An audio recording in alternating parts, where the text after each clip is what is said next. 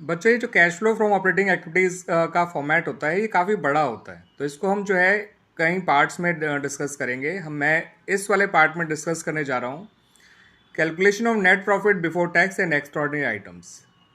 इसके लिए आपको शुरुआत करनी होती है प्रॉफिट से, और उसमें फिर आपको जो है मेनली जीआईपी स्क्वायर प्लस करना होता है। अब ये जीआईपी स्क्वायर क्या है? G for general reserve, I for interim dividend, P for propose dividend, अगला P for provision for tax.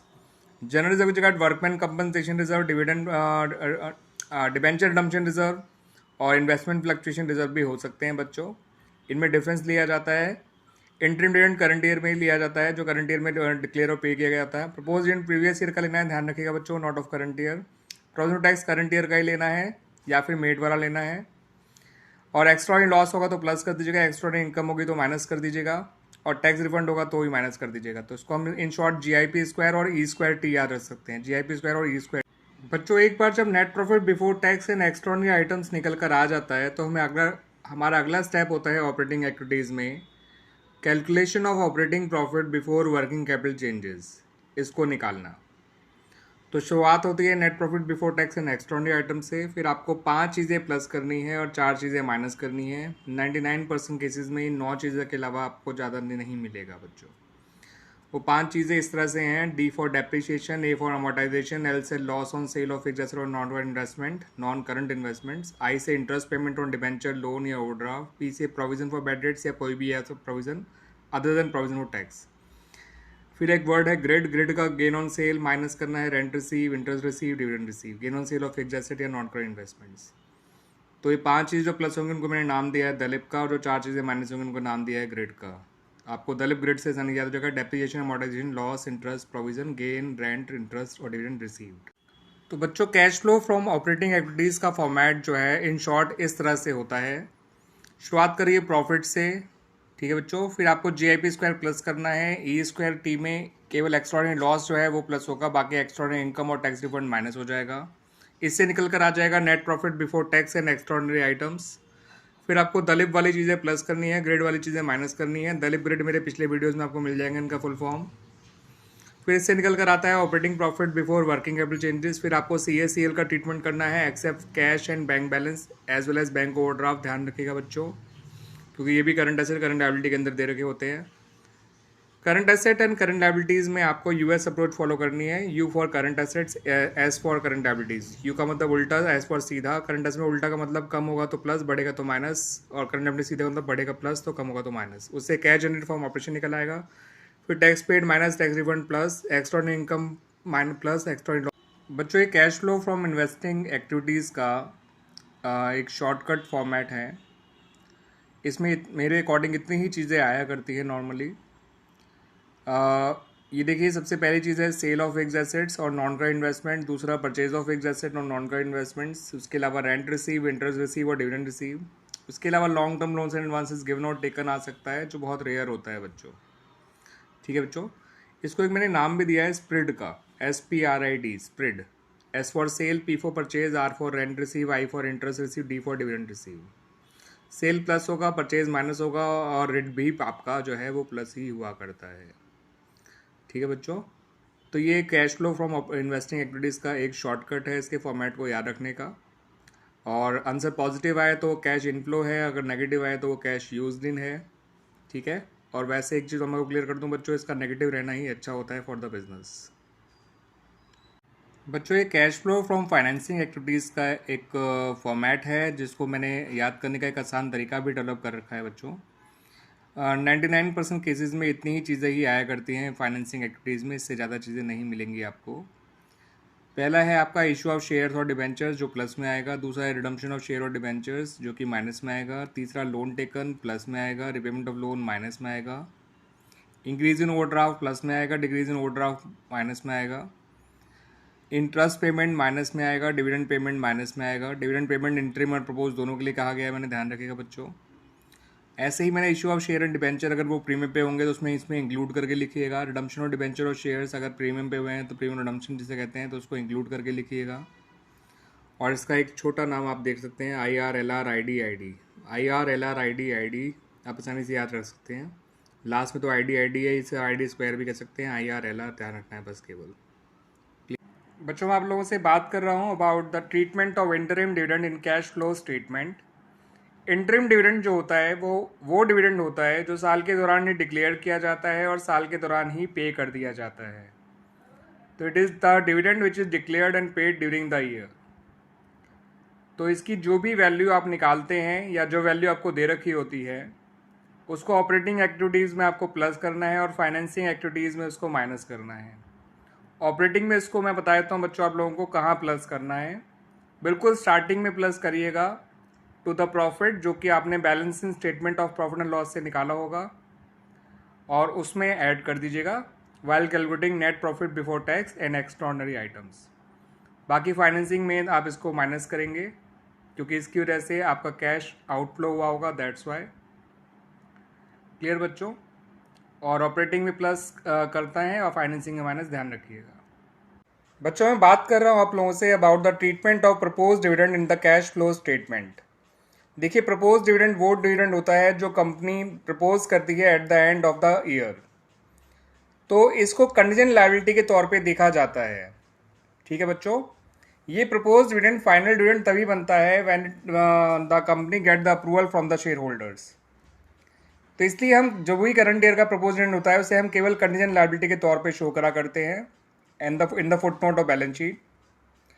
और ये अज्यूम कर लिया जाता है due to lack of any information कि पिछले साल का प्रपोज डिविडेंड जो है वो अप्रूव हो गया होगा और इस साल पे भी हो गया होगा। तो पिछले साल के प्रपोज डिविडेंड को हमें ऑपरेटिंग में प्लस करना है और फाइनेंसिंग में माइनस करना है। ऑपरेटिंग में कहाँ प्लस करना है मैं बता देता हूँ बच्चों आप लोगों को। आपको इसे प्रॉफिट में प्लस करना है while calculating net profit before tax and extraordinary items. ठीक है बच्चों, इसका ध्यान रखिएगा।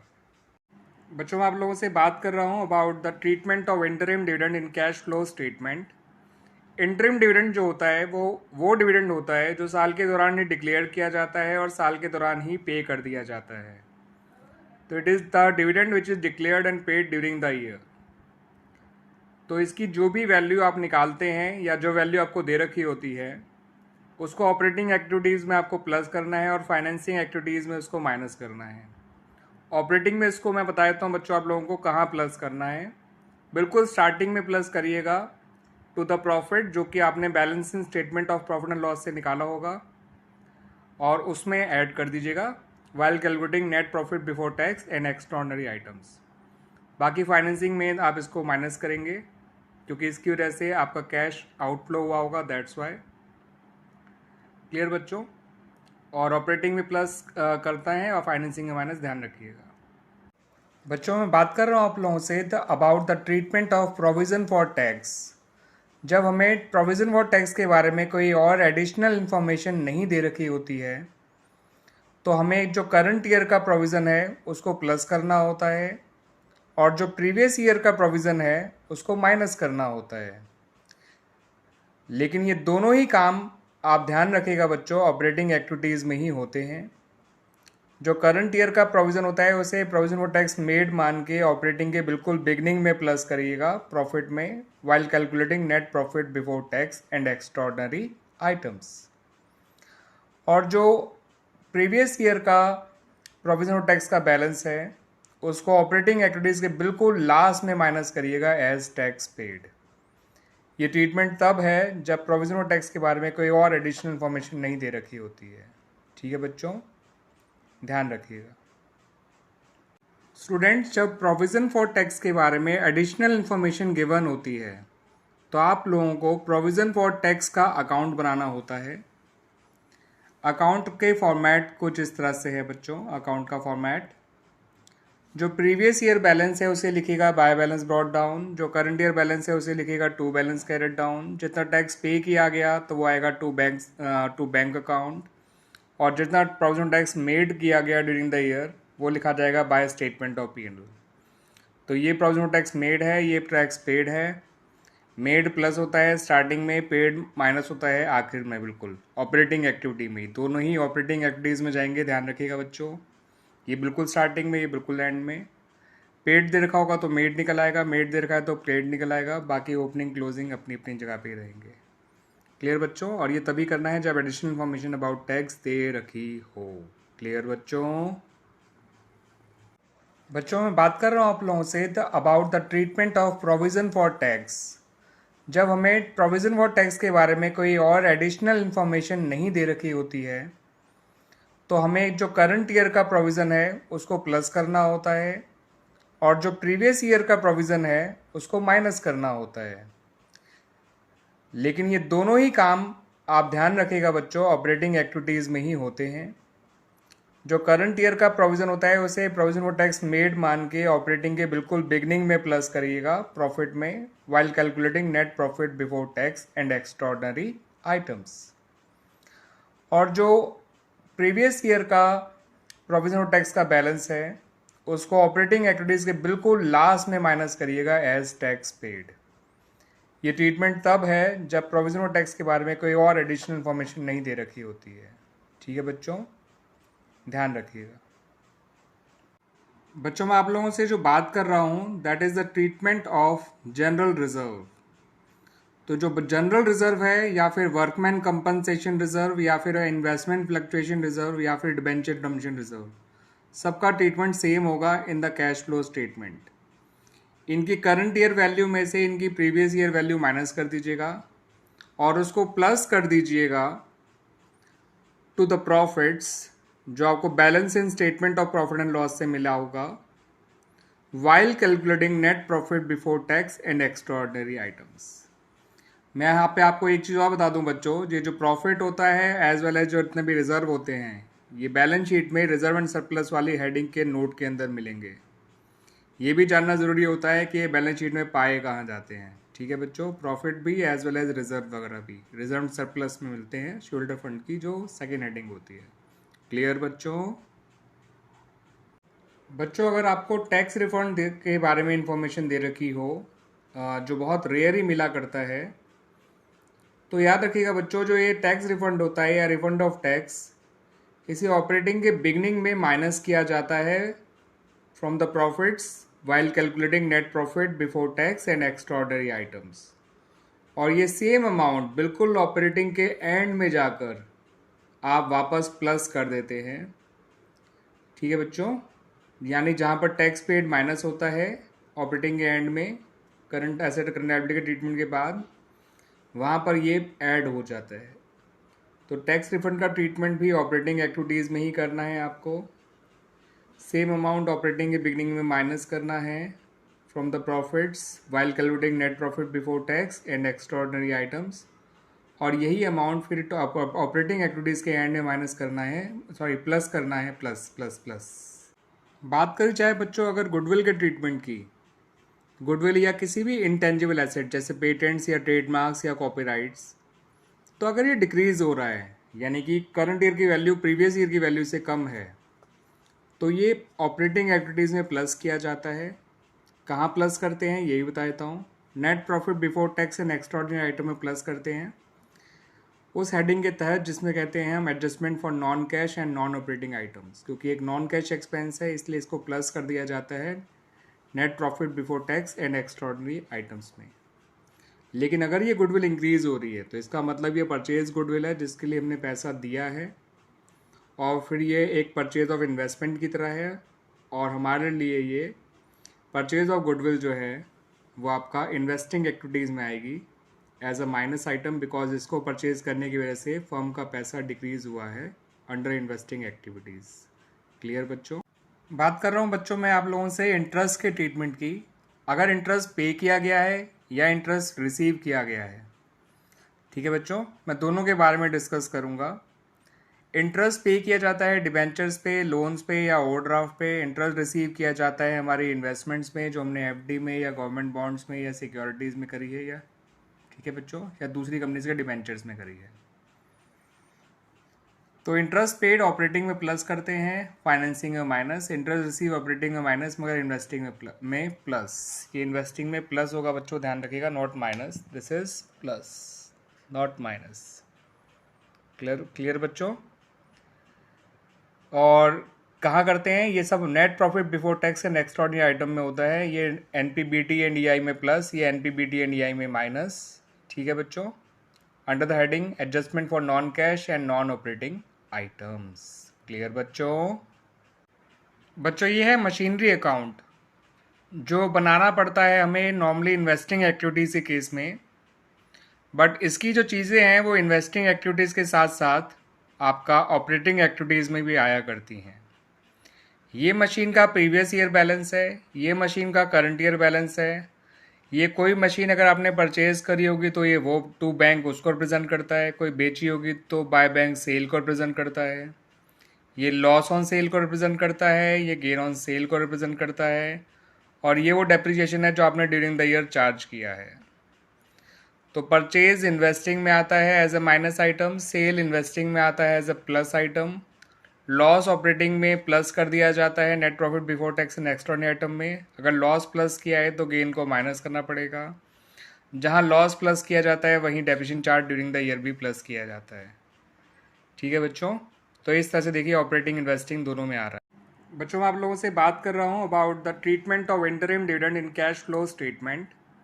इंटरिम डिविडेंड जो होता है वो डिविडेंड होता है जो साल के दौरान ही डिक्लेयर किया जाता है और साल के दौरान ही पे कर दिया जाता है। तो it is the dividend which is declared and paid during the year. तो इसकी जो भी वैल्यू आप निकालते हैं या जो वैल्यू आपको दे रखी होती है उसको ऑपरेटिंग एक्टिविटीज़ में आपको प्लस करना है और फाइनेंसिंग एक्टिविटीज़ में उसको माइनस करना है। ऑपरेटिंग में इसको मैं बता देता हूँ बच्चों आप लोगों को कहाँ प्लस करना है। बिल्कुल स्टार्टिंग में प्लस करिएगा टू द प्रॉफिट जो कि आपने balancing statement of profit and loss से निकाला होगा, और उसमें ऐड कर दीजिएगा while calculating net profit before tax and extraordinary items. बाकी फाइनेंसिंग में आप इसको माइनस करेंगे क्योंकि इसकी वजह से आपका कैश आउटफ्लो हुआ होगा, दैट्स वाई। क्लियर बच्चों? और ऑपरेटिंग में प्लस करता है और फाइनेंसिंग में माइनस, ध्यान रखिएगा। बच्चों मैं बात कर रहा हूँ आप लोगों say about the treatment of propose dividend in the cash flow statement. देखिए प्रपोज डिविडेंड वो डिविडेंड होता है जो कंपनी प्रपोज करती है at the end of the year. तो इसको कंटीजेंट लायबिलिटी के तौर पे देखा जाता है। ठीक है बच्चों, ये प्रपोज डिविडेंड फाइनल डिविडेंड तभी बनता है when the company get the approval from the share holders. तो इसलिए हम जो भी करंट ईयर का प्रपोज डिविडेंड होता है उसे हम केवल कंटीजेंट लायबिलिटी के तौर पे शो करा करते हैं in the footnote of balance sheet. और ये अज्यूम कर लिया जाता है due to lack of an information कि पिछले साल का प्रपोज डिविडेंड जो है वो अप्रूव हो गया होगा और इस साल पे भी हो गया होगा। तो पिछले साल के प्रपोज डिविडेंड को हमें ऑपरेटिंग में प्लस करना है और फाइनेंसिंग में माइनस करना है। ऑपरेटिंग में कहाँ प्लस करना है मैं बता देता हूँ बच्चों आप लोगों को। आपको इसे प्रॉफिट में प्लस करना है while calculating net profit before tax and extraordinary items. ठीक है बच्चों, इसका ध्यान रखिएगा। बच्चों जो मशीनरी अकाउंट को हम एक्यूमुलेटेड डेप्रिसिएशन अकाउंट के साथ मेंटेन करते हैं, यानी कि जब मशीनरी अकाउंट को उसकी कॉस्ट पे मेंटेन किया जाता है तो मशीनरी अकाउंट कुछ इस तरह से बनता है। ब्रॉट डाउन हो गया आपका opening balance of previous year, carried down closing balance of that is balance of current year, purchase, sale, gain on sale, loss on sale, and depreciation की जगह accumulated depreciation of the asset sold during the year आ जाता है। ठीक है बच्चों, तो ये फ़र्क होता है मशीनरी अकाउंट में जब उसको एक्यूमुलेटेड डेप्रिसिएशन अकाउंट के साथ मेंटेन किया जाता है तो यहाँ डेप्रिसिएशन की जगह एक्यूमुलेटेड डेप्रिसिएशन आ जाता है ऑफ द सोल्ड एसेट। और एक्यूमुलेटेड डेप्रिसिएशन अकाउंट को जिस तरह से बनता है previous year balance, current year balance, to machinery account के नाम से यही accumulated depreciation of the sold asset आता है, और जो depreciation during the year charge किया गया है वो इधर लिखा जाता है एज अ बैलेंसिंग फिगर। बच्चों ये जो पेटेंट्स अकाउंट अगर बनाना पड़ जाए तो पेटेंट अकाउंट्स भी काफ़ी हद तक बिल्कुल मशीनरी अकाउंट जैसा ही बनता है। Previous year balance, current year balance, purchase, sale, gain on sale, loss on sale, और यहाँ पर डेप्रिसिएशन की जगह अमोर्टाइजेशन वर्ड आता है। ठीक है बच्चों, तो पेटेंट्स अकाउंट बनाने की नौबत कभी कभार ही आती है जब एडिशनल इन्फॉर्मेशन अबाउट पेटेंट्स दे रखी हो। तो परचेज तो आपको पता है इन्वेस्टिंग में माइनस हो जाएगा, सेल इन्वेस्टिंग में प्लस हो जाएगा, गेन ऑन सेल ऑपरेटिंग में माइनस हो जाएगा, लॉस ऑन सेल ऑपरेटिंग में प्लस हो जाएगा, और जो अमोर्टाइजेशन है वो भी ऑपरेटिंग में प्लस हो जाएगा।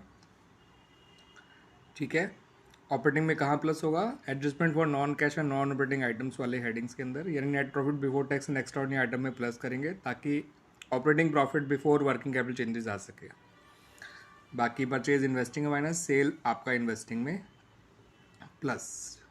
ठीक है बच्चों। जो किसी भी एसेट की अगर आपको कॉस्ट दे रखी है और आपको उसकी सेलिंग प्राइस भी दे रखी है, तो सीधा कॉस्ट को उसकी सेलिंग प्राइस से कंपेयर मत करिएगा। पहले book value of the asset sold निकाल लीजिएगा। बुक वैल्यू निकालने के लिए आपको फॉर्मूला होता है its cost price minus its accumulated depreciation, जिससे उसकी बुक वैल्यू निकल आती है on the date of sale. फिर book value on the date of sale को कंपेयर करिए सेलिंग प्राइस से। अगर बुक वैल्यू बड़ी है सेलिंग प्राइस से तो इसका मतलब डिफरेंस लॉस होगा। अगर बुक वैल्यू छोटी है सेलिंग प्राइस तो डिफरेंस गेन ऑन सेल होगा। लॉस ऑन सेल ऑपरेटिंग में प्लस हो जाता है और गेन ऑन सेल ऑपरेटिंग में माइनस होता है। Under the heading adjustment for non cash and non operating items, इन्हें प्लस माइनस किया जाता है net profit before tax and extraordinary items में, ताकि operating profit before working capital changes निकल के आ सके। क्लियर बच्चों? तो ये ध्यान रखिएगा, book value is equal to cost minus accumulated depreciation, accumulated depreciation of the sold asset, cost price of the sold asset. बच्चों इंटरेस्ट ऑन डिबेंचर निकालने के वेरियस केसेस मैंने आपको इसमें दे रखे हैं जो मैं डिस्कस कर रहा हूँ आप लोगों से। 6% debenture, opening balance 3 lakh, closing balance 5 lakh. पहले केस में कोई फर्दर इन्फॉर्मेशन नहीं है तो ओपनिंग बैलेंस में निकाल लीजिए 18,000 आ जाएगा। दूसरे केस में बताया कि वो ओपनिंग डेट में इशू हुए हैं तो क्लोजिंग बैलेंस में निकाल दीजिए 30,000 रुपये आ जाएगा। तीसरे केस में बताया कि क्लोजिंग डेट पे इशू हुए हैं तो फिर से ओपनिंग बैलेंस में निकाल दीजिए 18,000 आ जाएगा। चौथे केस में बताया कि अक्टूबर में इशू हुए हैं तो आधे साल का ओपनिंग आधे साल का क्लोजिंग निकाल दीजिएगा तो 9,000 और 15,000 24,000 आ जाएगा। पाँचवें केस में जुलाई में इशू हुए हैं तो 3 महीने का ओपनिंग बैलेंस पे 9 महीने का क्लोजिंग बैलेंस पे, यानी कि 4.5 और आपका 22.5 यानी 27,000 आ जाएगा। ठीक है बच्चों। और लास्ट वाले केस में जो है छठे केस में जनवरी में इशू हुए हैं तो 9 महीने का ओपनिंग पे जो कि 13,500 आ जाएगा और 3 महीने का या जो है उस पर क्लोजिंग बैलेंस पे जो कि 7,500 आ जाएगा तो आपका 21,000 आ जाएगा इंटरेस्ट ऑन डिबेंचर्स। तो ये वेरियस केसेस होते हैं आपको इंटरेस्ट ऑन डिबेंचर निकालने के, जो आपको काफ़ी हेल्प करेंगे बच्चों। अगर क्वेश्चन में डिविडेंड दिया गया है इक्विटी शेयर्स पे और कोई इन्फॉर्मेशन नहीं है about the dividend given on the preference share, तो ये हमें खुद निकालना होगा डिविडेंड ऑन प्रेफरेंस शेयर्स और उसे भी देना होगा, क्योंकि ऐसा हो ही नहीं सकता कि डिविडेंड दिया है इक्विटी शेयर को दे दिया जाए बिना प्रेफरेंस शेयर्स का डिविडेंड दिए। तो हमें डिविडेंड ऑन प्रेफरेंस शेयर्स खुद से निकालना है, इस बात को ध्यान रखिएगा। और फिर उसको भी ऑपरेटिंग में प्लस और फाइनेंसिंग में माइनस किया जाएगा, just like dividend on equity shares, चाहे इंटरिम हो चाहे प्रपोज हो। ठीक है बच्चों। और ये प्रेफरेंस शेयर का रेट जो है क्वेश्चन में ही गिवन होता है, प्रेफरेंस शेयर के आगे ही लिखा होता है, हमेशा ध्यान रखिएगा। और कुछ ना कह रखा हो तो उसकी ओपनिंग वैल्यू पे ही निकालिएगा और ओपनिंग वैल्यू पे ही निकाला करिएगा बच्चों। ठीक है बच्चों। तो ये वाली बात ध्यान रखिएगा, बहुत काम की है और बहुत सारे क्वेश्चन में यूज़ भी हुई है एंड एग्ज़ाम में आ भी सकती है, आपके बोर्ड एग्ज़ाम में ऐसी बात। ठीक है बच्चों, ध्यान रखिएगा इसका। बच्चों अगर हम मशीनरी अकाउंट को अब उसकी बुक वैल्यू मेंटेन करते हैं तो केवल और केवल मशीनरी अकाउंट ही मेंटेन किया जाएगा या उसका ही बैलेंस आपको शो करा जाएगा बैलेंस शीट में। एक्यूमुलेटेड डेप्रिसिएशन अकाउंट का बैलेंस होएगा ही नहीं ऐसे में। लेकिन अगर क्वेश्चन में accumulated depreciation of the sold asset भी दे रखा है और साथ साथ depreciation charge during the year भी दे रखा है क्वेश्चन में, तो आपको depreciation charge during the year को ही मशीनरी अकाउंट के अंदर शो करना है। Accumulated depreciation of the sold asset को कंसिडर नहीं करना है। ठीक है, मशीनरी अकाउंट में शो करने के लिए। बाकी accumulated depreciation of the sold asset इसलिए दे रखा होगा ताकि आप book value of the sold asset निकाल सकें उसकी कॉस्ट प्राइस में से इस एक्यूमुलेटेड डेप्रिसिएशन को माइनस करके। ठीक है। बाकी इस एक्यूमुलेटेड डेप्रिसिएशन का मशीनरी अकाउंट के अंदर कोई रोल नहीं है। Depreciation charge during the year को ही मशीनरी अकाउंट के अंदर शो किया जाएगा और वही depreciation cash flow from operating activities में प्लस किया जाता है। Accumulated depreciation of the sold asset केवल और केवल बुक वैल्यू निकालने में काम आएगा, ध्यान रखिएगा बच्चों।